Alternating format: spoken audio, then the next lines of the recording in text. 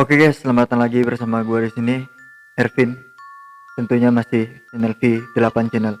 Oke, eh, kali ini gue akan membahas masih seperti konten-konten yang sebelumnya yang gue udah buat, yaitu seputar kisah mistis. Tentunya yang pasti ada di Indonesia.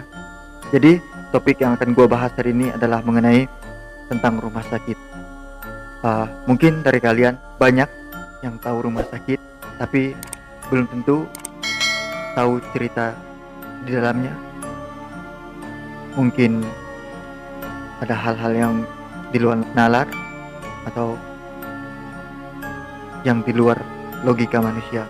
Langsung saja kita kepada inti dari ceritanya. Rumah sakit adalah sebuah tempat di mana orang-orang yang sakit dirawat untuk mendapatkan kesembuhan. Rumah sakit juga tak jarang menjadi tempat terakhir seseorang menjalani kehidupannya di dunia ini. Oleh karena itu, kita dapat menemukan ruang khusus bagi mereka yang telah meninggal. Ruang tersebut dikenal dengan kamar mayat. Ruang ini menjadi salah satu ruang yang paling ditakuti oleh siapapun yang berkunjung ke rumah sakit. Kehadiran mayat-mayat yang ada di ruangan tersebut tentu saja membuat bulu kuduk siapapun bakal berdiri. Hal itu pula yang menyebabkan rumah sakit menjadi salah satu tempat yang paling angker di seluruh dunia. Sejalan dengan hal itu, berbagai kisah horor dan penampakan pun mulai bermunculan. Berikut ini adalah beberapa kisah horor dari rumah sakit yang ada di Indonesia. Rumah Sakit Dr. Cipto Mangunkusumo. Cerita horor yang pertama ini berasal dari RSCM, berasal di Jakarta Pusat. Rumah sakit ini sendiri pertama kali diresmikan dan dibuka pada tahun 1919. Sudah sangat tua, bukan? Nyatanya hal itu selaras dengan sangat banyaknya pengalaman mistis di tempat ini. Salah satunya berasal dari seorang mahasiswa bernama Romli. Pada satu malam, ia tengah berjalan pulang menuju rumahnya. Namun di tengah perjalanan ia melihat segerombolan orang tengah berkumpul di pinggir jalan. Ia pun lantas menghampiri gerombolan tersebut. Nah, ternyata orang-orang di sana berkumpul lantaran tengah membantu seseorang korban kecelakaan. Romli pun lantas menyadari bahwa korban tersebut adalah teman sekampusnya. Dengan bergegas ia menolong temannya tersebut dan membawanya ke rumah sakit terdekat dengan bantuan warga.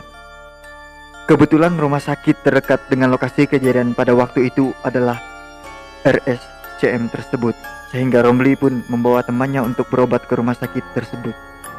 Sesampainya di rumah sakit, teman Romli langsung mendapatkan perawatan intensif. Romli pun mencoba untuk menghubungi kedua orang tua temannya, namun ternyata kedua orang temannya itu tengah berada di luar kota dan baru bisa tiba di rumah pada esok pagi. Romli pun dimintai tolong oleh kedua orang tua temannya agar menjaga temannya itu hingga esok pagi. Setelah mengiyakan, Romli pun meminta izin kepada kedua orang tuanya untuk dapat menemani temannya yang tengah terbaring lemas di rumah sakit tersebut. Setelah itu ia pun pergi menuju ruang di mana temannya tengah mendapatkan perawatan. Waktu telah menunjukkan pukul 23:30. Suasana rumah sakit pun begitu sepi. Romli yang sedari tadi berusaha untuk tidur tetap saja terjaga lantaran masih syok dengan kejadian yang dialami oleh temannya. Akhirnya ia pun memutuskan untuk membeli segelas kopi guna menghilangkan rasa bosan menunggu kantuk yang tak kunjung tiba. Ia kemudian bertanya lokasi kantin kepada seorang perawat yang kebetulan ditemani oleh salah satu lorong rumah sakit tersebut. Namun alih-alih mendapatkan petunjuk, Romli malah bingung karena penjelasan dari perawat yang sedikit tidak jelas. Akhirnya ia pun memutuskan untuk menggunakan instingnya demi mendapatkan segelas kopi. Ketika tengah berjalan-jalan di lorong yang sangat gelap, ia mencium aroma obat-obatan yang sangat menyengat. Selang beberapa menit ia pun mendengar suara aneh seperti orang yang tengah berbisik. Suara tersebut terdengar berasal dari lorong yang ada di depannya. Karena penasaran, ia pun mendekati sumber suara tersebut. Anehnya, ketika Romli memasuki bangsal di mana sumber suara tersebut berasal dari suara aneh itu malah menghilang. Romli pun melihat sekelilingnya yang tampak sangat berantakan. Kemudian pandangan Romli dialihkan ke sebuah meja yang terletak di sudut ruangan itu. Memang kondisi minim cahaya sehingga ia harus sedikit memincang matanya guna mendapatkan pengalihan yang fokus. Setelah berusaha untuk melihat dengan jelas, ia lantas terkejut karena melihat sepotong kepala wanita berambut panjang tergeletak di atas meja tersebut. Ngerinya, wajah dari wanita itu tampak tersenyum dengan tatapan tajam ke arah Romli sambil tertawa cekikikan. Sontak Romli langsung kaget dan lemas dengan apa yang baru saja dilihatnya. Ia pun segera bergegas keluar dari ruangan tersebut dengan tergesa-gesa. Namun baru saja sampai di depan bangsal, ia terjatuh lantaran tersandung sesuatu. Setelah mencari tahu apa yang membuatnya tersandung, ternyata ia semakin ketakutan lantaran yang membuatnya tersandung adalah tubuh seorang pria yang tidak memiliki kaki dan tangan. Ngerinya lagi, pria tersebut menatap Romli dengan tatapan yang kosong.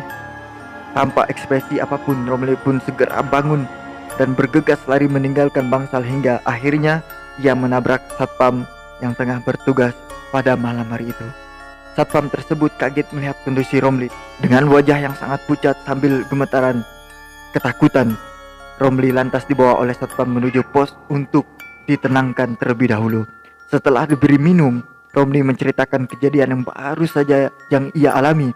Mendengar cerita dari Romli, satpam itu pun mengiyakan dan menjelaskan bahwa ruangan tersebut merupakan bekas instalasi bedah umum dan sudah lama tidak digunakan lagi. Satpam itu pun menceritakan bahwa di tempat itu memang sangat angker dan cukup sering memunculkan penampakan hantu berupa potongan tubuh manusia. Romli yang masih sangat ketakutan meminta untuk diantarkan ke ruang ICU tempat temannya dirawat. Sampainya di ruangan ICU, Romli tidak pernah meninggalkan ruangan itu hingga pagi menjelang karena saking takut. Nah, oke guys, bagaimana cerita tentang rumah sakit Dr. Cipto Mangunkusumo ini? Apakah cukup menyeramkan atau tidak? Untuk kalian yang suka video ini, silahkan like, dan untuk yang tidak suka, silahkan dislike video ini. Oke, mungkin hanya ini yang dapat saya ceritakan sedikit tentang cerita mistis yang ada di rumah sakit Cipto Mangunkusumo ini. Tulis komen kalian di bawah, nanti gua akan ceritakan apa yang ingin kalian tahu tentang video tersebut. Oke, saya sampaikan. Terima kasih yang sudah menonton video ini. Jangan lupa like, komen, dan subscribe. Jangan lupa share juga kepada teman-teman kalian agar apa yang kalian tahu orang-orang lain juga tahu. Cukup sekian. See you next video.